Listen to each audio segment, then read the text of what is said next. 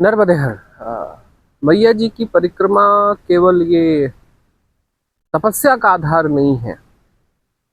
माई की परिक्रमा तपस्या के आधार के साथ साथ, पुण्य के आधार गठन करने के साथ साथ, सनातन तीर्थों को प्रणाम करने के साथ साथ, ये भारत की सनातन गाथा को समझने का भी एक एक आधार है।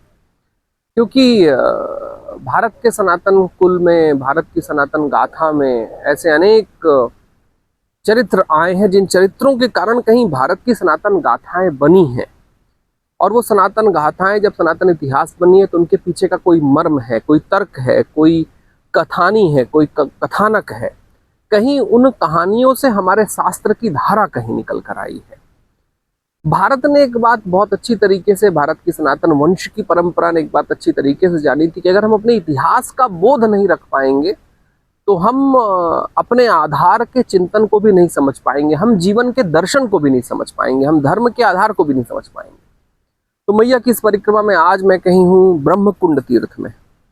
ब्रह्मकुंड तीर्थ वो स्थान है जहाँ, जिसकी कहानी तब की है, जिसकी बात हम लोगों ने शायद उन राक्षसों का नाम कई बार सुना होगा, लेकिन हमें ये कहानी पता नहीं कि उसकी पूरी विरासत का आधार कहाँ से निकल कर आता है। जब मैं पिछली परिक्रमा में था तो भी मैंने कहा था कि भारतीय सनातन गाथा कहती है कि शुंभ और निशुंभ दो दैत्य हुए थे, जिन दैत्यों ने कहीं देवताओं को पूरी तरीके से पराजित कर दिया था। देवता पराजित हो गए थे, देव लोक में कहीं दैत्यों का शासन हो रहा था, ऋषि भयभीत थे, ऋषिकुल भयभीत था, यज्ञ की धाराएं, यज्ञ की अग्नियां कहीं वो बंद करते चले जा रहे थे। जो भी दैवीयता थी उस दैवीयता के खिलाफ शुंभ और निशुंभ खड़े थे।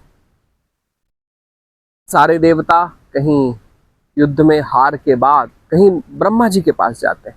तो ब्रह्मा जी उनसे कहते हैं कि देखो, शुंभ और निशुंभ ने जो वर प्राप्त किया है उस वर से हम केवल मैया नर्मदा के तट पर जा सकते हैं, और अगर हम उनकी साधना करें, संयुक्त रूप से उनकी साधना करें, तो मां नर्मदा कहीं कोई एक ऐसा आशीर्वाद देंगी जहां से शुंभ और निशुंभ का कहीं नाश हो सकेगा। तो इसी ब्रह्मकुंड तीर्थ में ब्रह्मा जी देवताओं के साथ आए थे।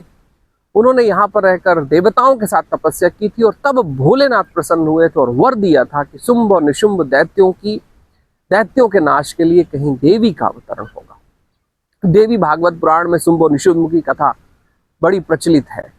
तो इस तीर्थ से, जहां से कहीं वरदान निकला था शुंभ और निशुंभ के नाश के लिए, जहां कहीं इतिहास में ब्रह्मशिला हुआ करती थी, वो शिला ही थी जिस पर बैठकर देवताओं, अभी भी उस शिला के थोड़े मोड़े निशान जब पानी कम होता है तब दिखाई देते हैं। लेकिन इस महत्वपूर्ण तीर्थ से, जो भारत की सनातन गाथा का अध्याय है, मैं लगातार कहते रहा हूं कि मैया नर्मदा की परिक्रमा भारत के सनातन साक्ष्यों की परिक्रमा है। अगर भारत के इतिहास में जो घटनाएं हुई हैं उन साक्ष्यों के आधार को हमको देखना है तो मैया नर्मदा के तट पर आना होगा। मैया नर्मदा के तट पर तपस्या के लिए भी आना होगा, और भारत की सनातन इतिहास से परिचित होने के लिए भी आना होगा। ये धर्म आध्यात्म के साथ साथ हमारे इतिहास के बोध का भी आधार मैया नर्मदा है। मैया नर्मदा भारत के उन समस्त कालखंडों का प्रतीक है, उन 21 कल्पों की गाथाओं का प्रतीक है, जिससे कहीं भारत का सनातन आधार निकल कर आया है। तो आज इस ब्रह्मकुंड तीर्थ से आज का नर्मदे हर।